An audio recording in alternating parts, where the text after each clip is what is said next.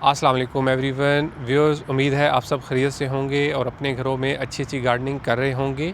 दिसंबर के आखिरी 10 दिन चल रहे हैं और अभी बेस्ट टाइम आ गया है कि गर्मियों की सब्जियों और फूलों की पनीरियाँ तैयार की जाएं। इन दिनों में प्लास्टिक शीट के टनल के मेथड को यूज़ करते हुए गर्मियों के जो बीज हैं उनको बोया जा सकता है। प्लास्टिक शीट का टनल अभी मैं आपको दिखाता भी हूँ। उसमें जब सूरज की रोशनी पड़ती है तो अंदर दर्जा हरारत बढ़ जाता है, उसमें काफ़ी हबस भी बन जाता है और जो दर्जा हरारत है वो बढ़ने की वजह से गर्मियों के जो बीज हैं उनकी जर्मिनेशन उसमें की जा सकती है। अभी इसमें ज़रूरी चीज़ ये है कि धूप उन होनी चाहिए, मतलब धूप अच्छी निकले तभी ऐसा होगा कि गर्मियों के बीज उगेंगे। ठंड होगी तो फिर वो नहीं उगेंगे।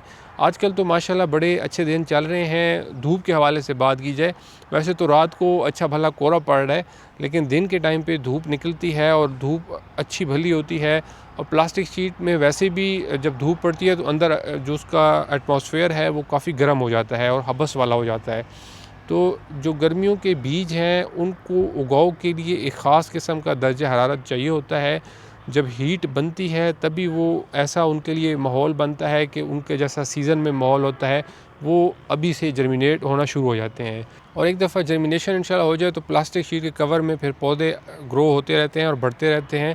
और बाहर में जब तक कि वैसे आउटडोर बीज लगाने का मौसम शुरू हो रहा होगा तब तक जो टनल्स वाले हैं वो अच्छे भले पौधे तैयार हो चुके होंगे और फिर उनकी शिफ्टिंग की जाएगी। तो उन दिनों में मौसम तो फिर वैसे भी काफ़ी अच्छा हो चुका होता है और पौधे इंशाल्लाह ज़बरदस्त ग्रोथ शो करते हैं, बेहतरीन आउटपुट मिलती है। ये टनल इस तरीके से बनाई जाती है। प्लास्टिक की जो ट्रांसपेरेंट शीट है ये हार्डवेयर शॉप से आसानी से मिल जाती है। बाकी इसमें मैंने ये सी शेप सरिया लगाया हुआ है।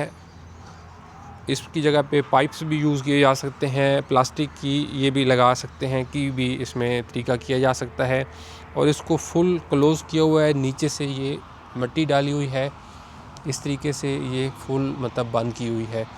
इसमें ये ख्याल रखना होता है कि थोड़ी सी ऊंची होनी चाहिए ताकि इसमें अच्छा हबस वाला मौसम माहौल बने और उसमें हमारे जो सीड्स हैं वो उगें। अभी ये जो टनल होती है इसको ऐसी जगह पे बनाना चाहिए कि जहाँ पे ज़्यादा से ज़्यादा इस पे सूरज की रोशनी पड़े, धूप वाली जगह हो। जितनी अच्छी इसमें रोशनी आएगी उतनी जल्दी ये अंदर से हीट अप होगी और उतना जो पौधों की ग्रोथ है, गर्मियों के जो वैसे हैं पौधे उनके अभी मौसम तो नहीं है, अभी तो बहुत ठंड है, तो वो गर्मी वाला मौसम उनको तभी सही मिल सकता है कि जब ये हीट वाली जगह पे हो, इसके अंदर अच्छी हीट बन जाए।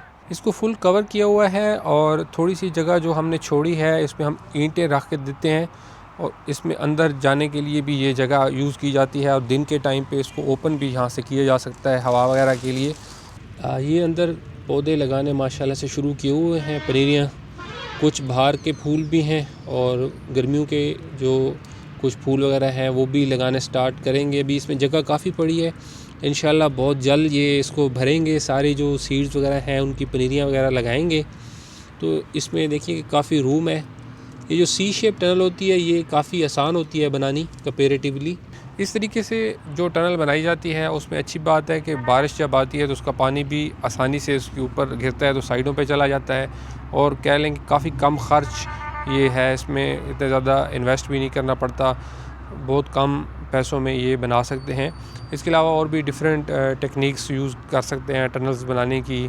मुख्तलिफ़ किस्म के मेथड्स यूट्यूब पे भी मिल जाएंगे।